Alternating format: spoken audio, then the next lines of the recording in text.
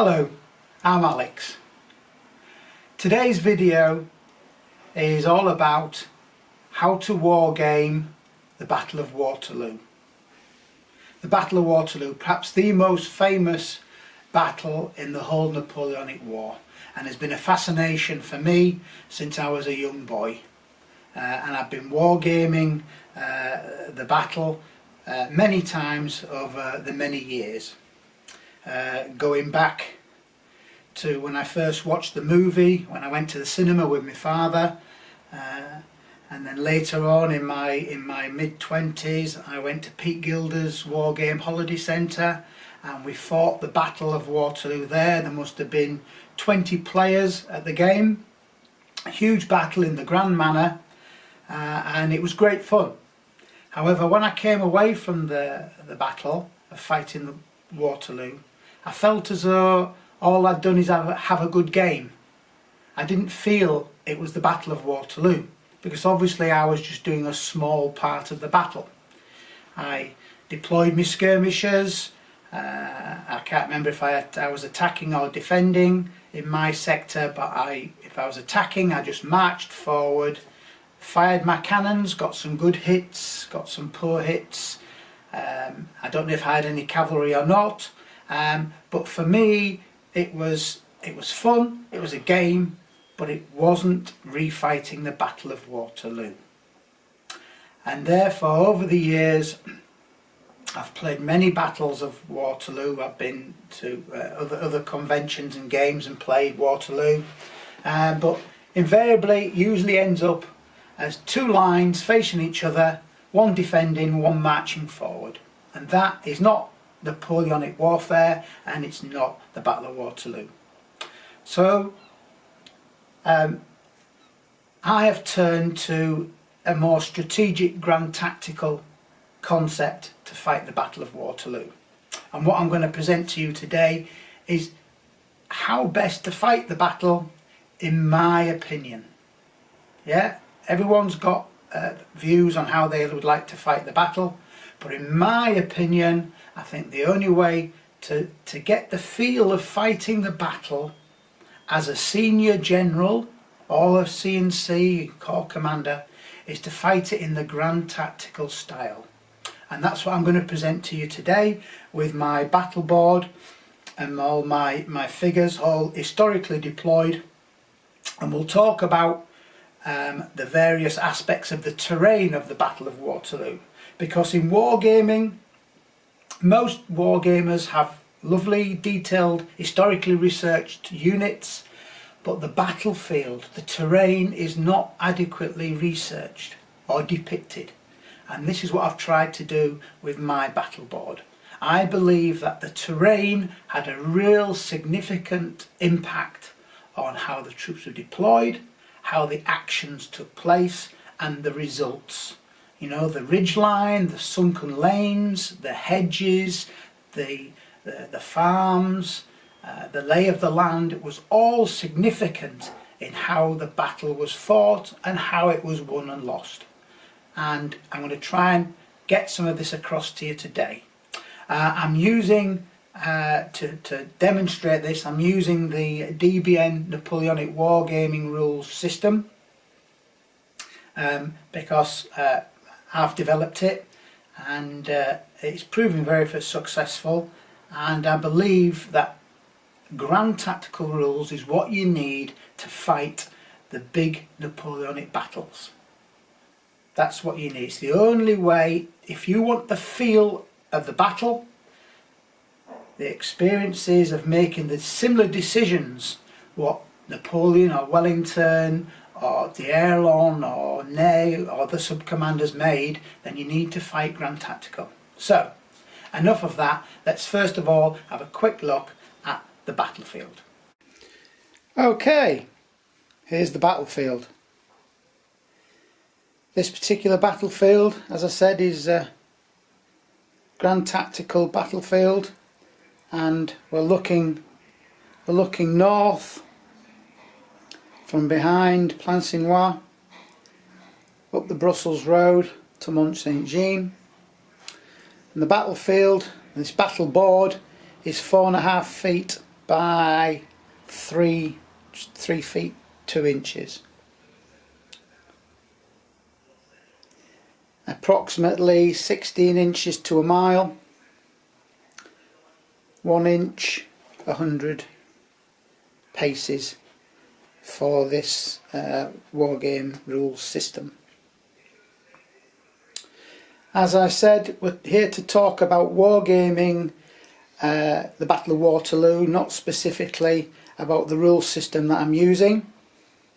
I'm using the Grand Tactical Rule System DBN, Napoleonic Wargaming, and for me this is the system to best fight the Battle of Waterloo.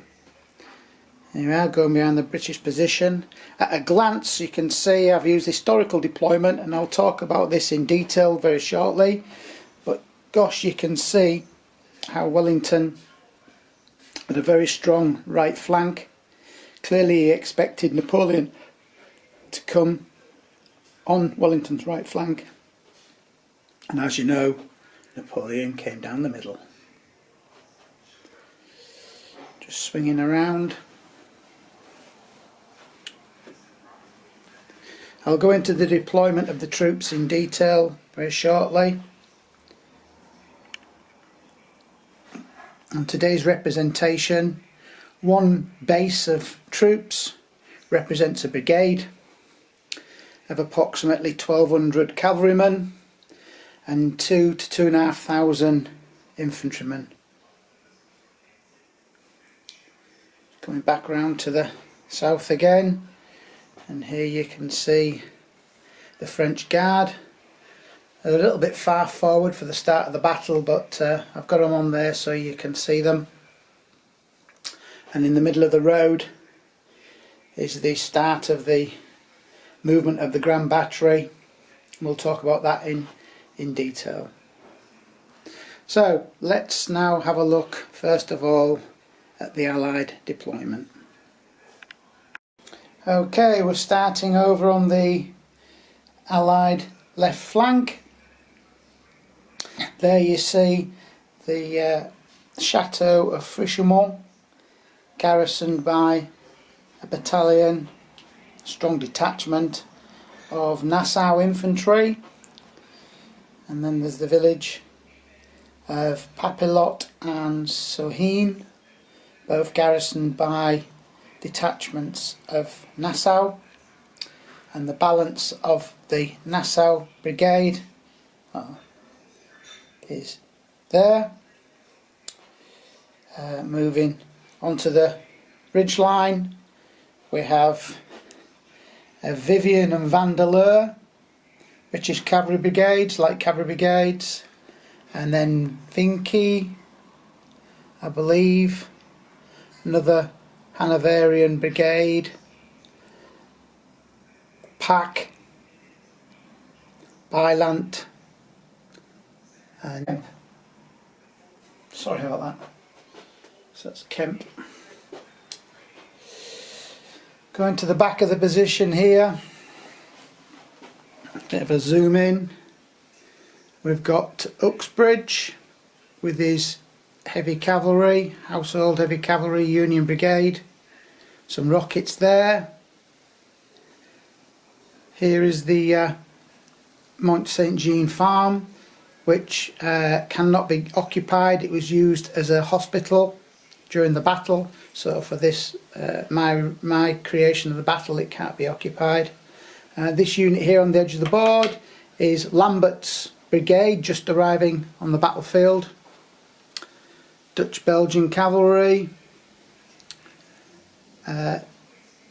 Cruise's Nassau brigade there, Kielmansegg line, regular Hanoverians. If you notice, some of these brigades have got a small blue dot on them on the base. This signifies that the unit is reduced in strength. Many of these units took some damage at Quatre Bras, significant damage. There you've got Pack and all these units along here, all with extra damage, which made them a little bit more vulnerable. Just going back here, you can see we've got the Brunswickers over here on the right flank. Chase's division of Dutch Belgians over here, Bernelund, Merbane village. Over here on the right flank we've got the Brunswick Advance Guard. These are a light infantry Jaeger unit in the DBN rule system. Properly trained skirmishers. There's the Hougoumont farm. Out at the front there is some German Hanoverians and some Nassau in the woods. The garrison is Nassau Grenadiers. The Nassaus have got everywhere on deployment, and the British Guards Division deployed just to the rear there. That's Mitchell's brigade on the right flank with a battalion deployed forward. This is the 51st Light Infantry.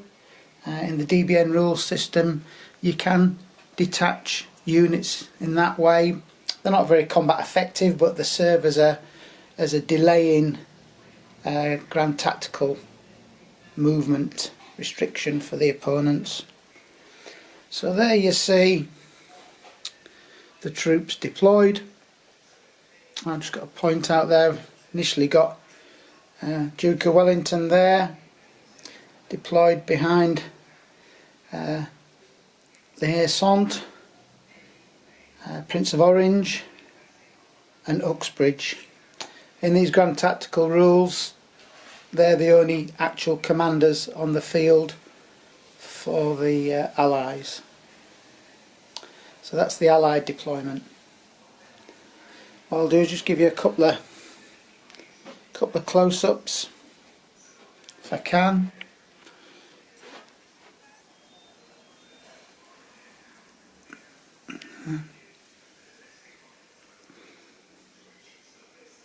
And now let's have a look at the French deployment. Okay, we're looking south from the Allied ridgeline. That's how it would look.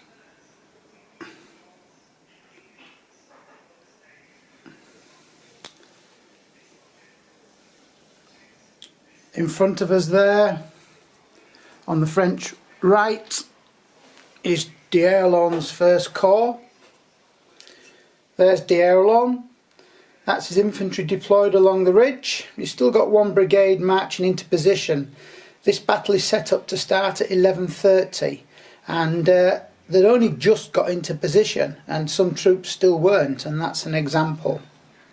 Over on the French right flank, we can see detached Marbot's cavalry detached over there as an delay.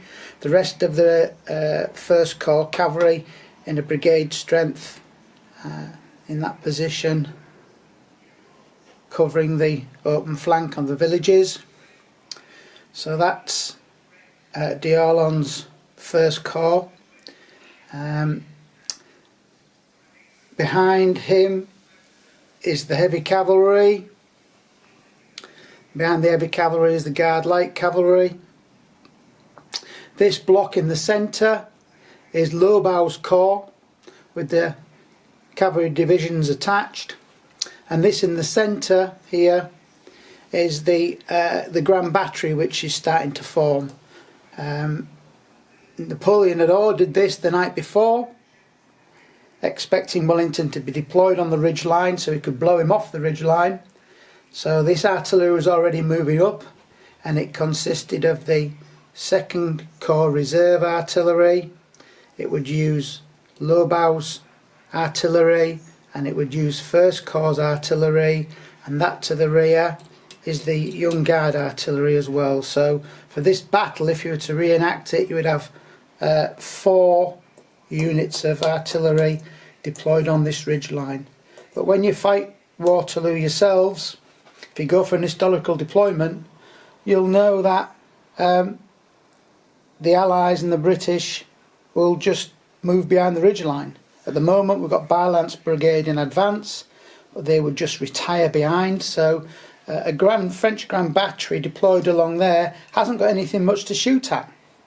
In the rule system that I use, you can do indirect fire over the ridge line, but it's not very effective. So it's a great waste of all that artillery.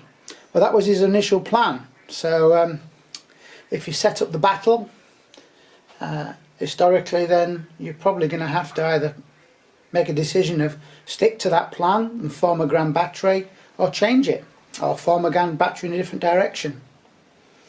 As you can see here, the British have got their main artillery over here. Anyway, let's move on. There's Reel's 2nd Corps deployed, cavalry over on the left moving around, and there's Reel himself there. There's his corps. Behind Reel is the Heavy Cavalry Corps, and behind the Heavy Cavalry Corps is the Guard Heavy Cavalry. This chap here is Marshal Ney, and with my refighting of Waterloo, this boy here, Napoleon, he has a tendency to get sick, and he made his plans and then he went sick, and that's built into the rule system. And when he goes sick, Ney takes over, and until Napoleon goes sick and Ney takes over, then Ney doesn't have an awful lot to do. He's in command of the cavalry, the reserve cavalry, and that's about it. The back centre there, what we're looking at, and I'll try and give you a bit of a close-up, is the Young Guard, some more Young Guard artillery, Middle Guard, and if you notice there's less figures on a base there, and that's because they were reduced in strength. And at the back we have the Old Guard. So that's the Guard there. The commanders on the field for this battle is Napoleon, with his extra bonus that Napoleon will always have. Marshal Ney, the bravest of the brave, but slightly crazy. The 2 main corps commanders, D'Erlon and Reel, and another corps commander, but with a smaller corps, less command strength, is Lobau there. So that's the French deployment. Let's just have a bit of a zoom in there for you of the French Guard. I'll take some still photographs which will appear. So let's move on to the start of the battle.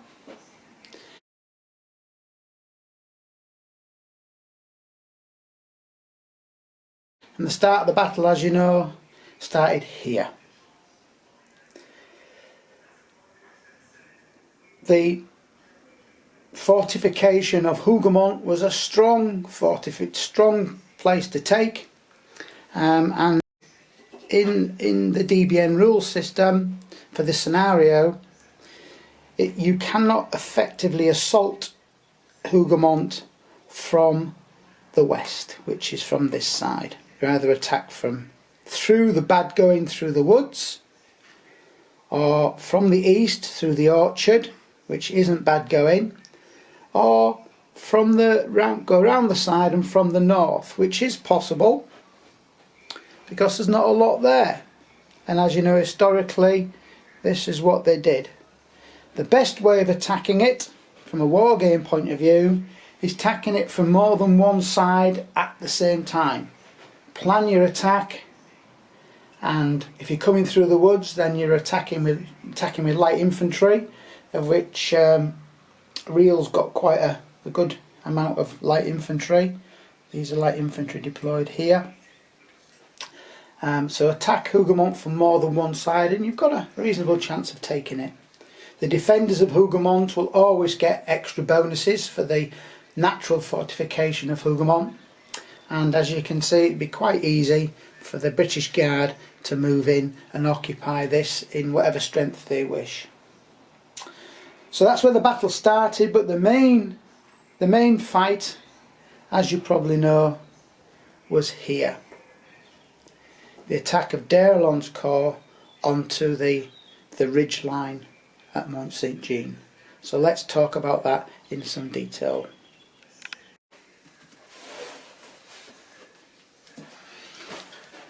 Okay, as you know, historically there was a grand battery formed here, which would be something like this. That's using the 4 units of artillery, which is the three artillery from the 3 corps plus half of the Young Guard artillery. So formed a grand battery like so. Bylance's brigade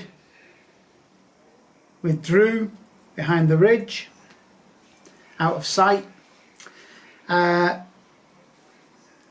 The Nassau over here moved out the way, whether they probably moved into Plancenoit. So that's the way I would anticipate it. And this is now ready for d'Erlon's attack. D'Erlon launched his attack, something in this manner.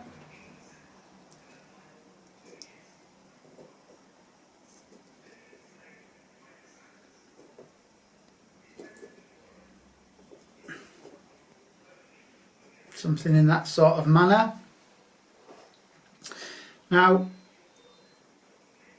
it's a very, if d'Erlon attacks the ridge on his own and also covers his attack on the ridge by an attack on Plancenoit and the area and an attack on Le Haye-Saint, then he doesn't have an awful lot of troops for the attack. As you know, he also supported his attack with cuirassiers who were over here, and also the light cavalry from his own corps were here covering that flank.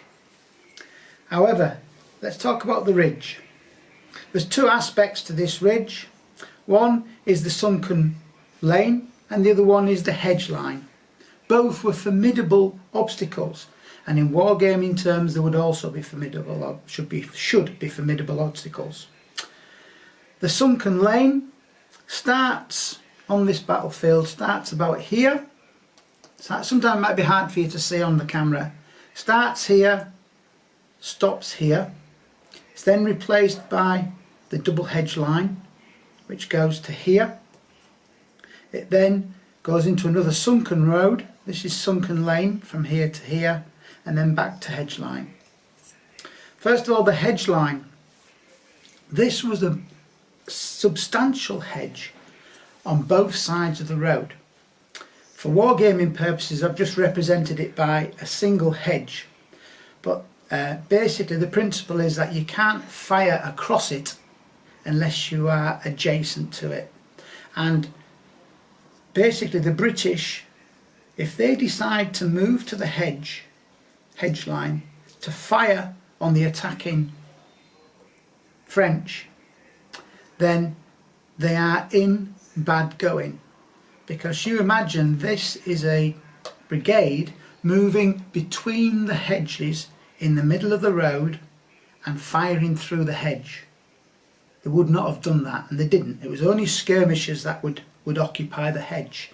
So what the British do is they stay behind the ridge line and wait for the French to come through the ridge line.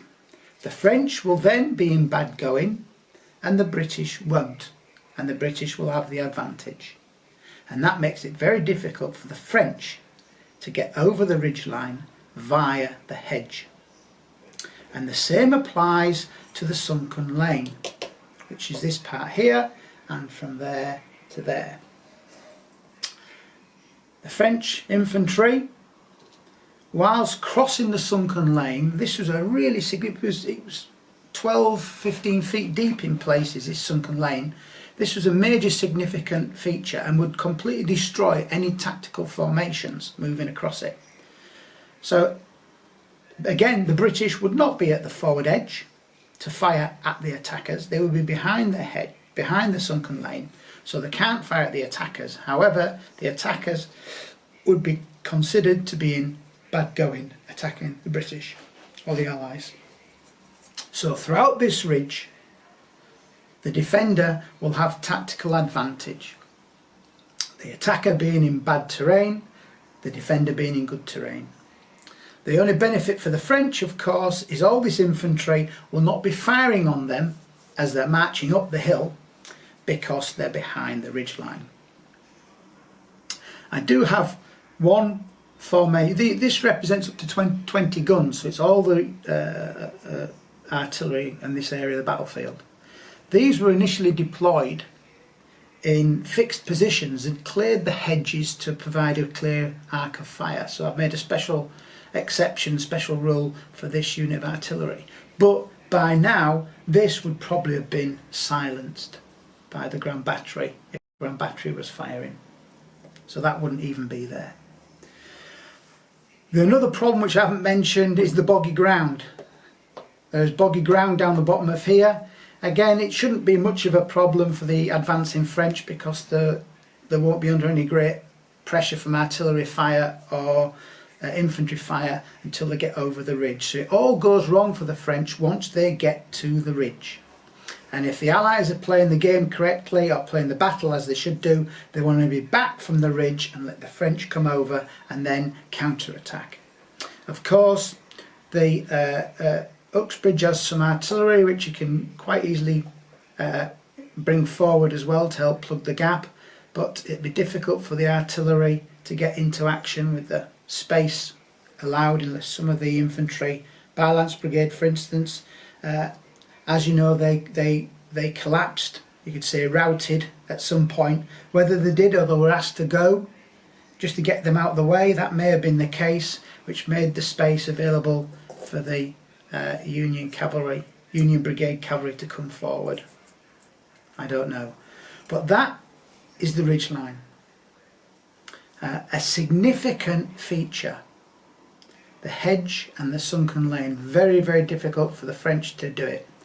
I've refought this battle about 4-5 times now, and D'Erlon on his own cannot take the ridgeline. He needs significant. So there we see the ridgeline from another angle. Still the same problem, the sunken lane and the hedge line. So in order for D'Erlon's attack to succeed, it cannot be done on its own. It will need the support of, I would say, the Young Guard. The elite Young Guard with the extra bonus in the assault from the Young Guard would make the difference. So my advice to Napoleon, if he wants to take this ridgeline, is use D'Erlon and support him with your heavy cavalry and support him with the Young Guard actually leading the attack, and then you've got a chance of getting over the ridgeline with Lobau's corps following up in the rear. That's the only way you're going to get to take the ridgeline. Once you get over here, then the Allies don't have a lot of quality to throw at you. The fighting would then be all on in this area, but that's what you would need to do. That's if you go up the centre. This you're not gonna come this way up the centre because of all the artillery and the heavy infantry and that here. This is the way to come up, but you've got this ridge line here. Here you've got the sunken lane for the first half as well. So that's if you come up the centre. But Wellington was worried about his right flank. So maybe Napoleon should turn Wellington's right flank. Let's have a look at that. So here we are behind Napoleon's position, and behind Napoleon looking out onto the ridgeline. So we've already shown what a tough nut it would be to go up the centre. How about going left flanking, turning Wellington's right flank? So you can see it's a lot more open, and we've tried this as well in our war games, and it takes a little bit more time, but obviously the advantage is you're well away from any Prussians that may arrive, and it's open. They haven't got any quality troops. You've got Chase's Dutch-Belgian Corps division here, which aren't particularly good quality. There's great opportunity to turn Wellington's flank here. However, as you can see, is this just going to become a killing ground? And is this what Wellington wanted? Is this what Wellington was planning? Hoping that Napoleon may choose to go around the flank of Hougoumont and into this area here, which in our experience when we've wargamed this becomes a French killing ground. As you can imagine, you've got high ground here, artillery up there, you've got all the troops that can fire down, you've got troops that can come here, so the French can end up going into a killing ground. So yeah, you can turn the Allied flank that way, but it may be a killing ground. So back to the question, should you take out Hougoumont? If you take out Hougoumont, you then get an easier approach to Wellington's flank, and you approach through Hougoumont and onto the ridge that way.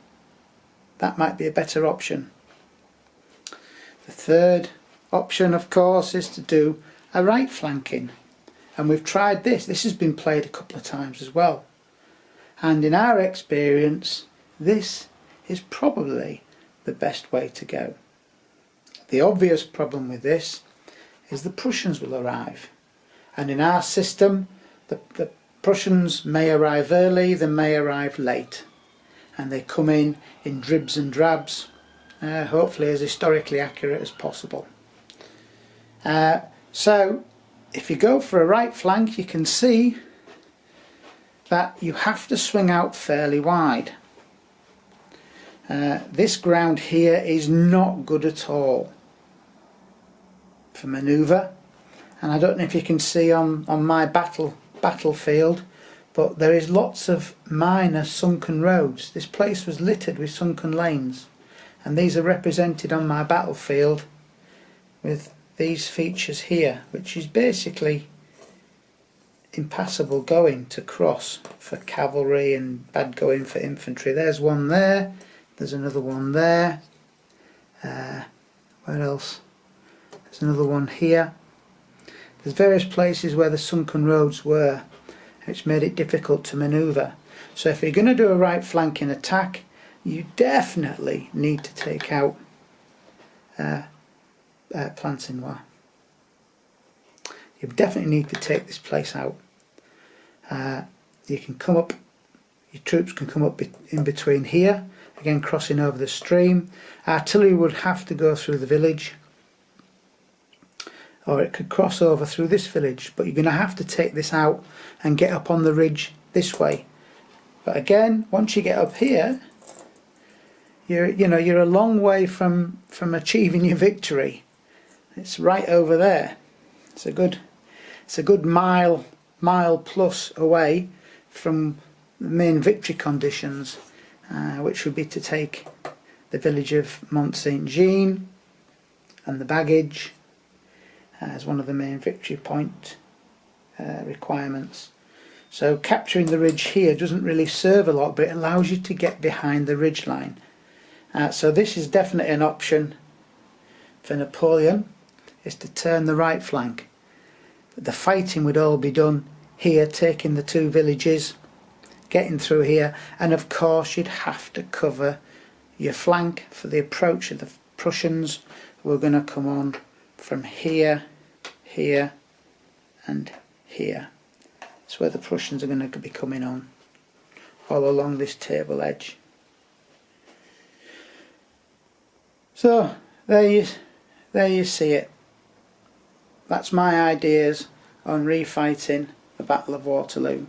To fight this particular game, if anyone is interested, I would suggest 6 players. On the Allied side, you're talking about Wellington and his sub-commanders. You've got Prince of Orange and Uxbridge. That could be the 3 players on the Allied side to begin with, and then later on one of them players can switch to become the Prussian commander, or you can have another player for Prussian commander.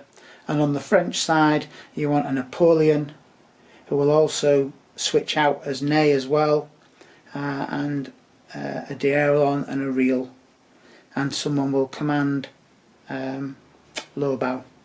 So six players would be ideal. We've actually played this game with just 2 players, but that's 2 experienced wargamers. It's great fun, but takes longer, of course. That's a real indulgence, but it can be played with 2 players, as you can imagine. But for an ideal game you're looking at 6 players. So that there is my Battle of Waterloo. Hope it gives you some ideas for fighting yours, whatever scale you want. Obviously I didn't point this out, but you probably worked out this is 15 and 18mm figures. Lots of different manufacturers, and within this video I'll have included some close-up pictures for you as well. Hope it stimulates a few ideas to refight probably the greatest of Napoleonic battles, in my opinion. Thank you.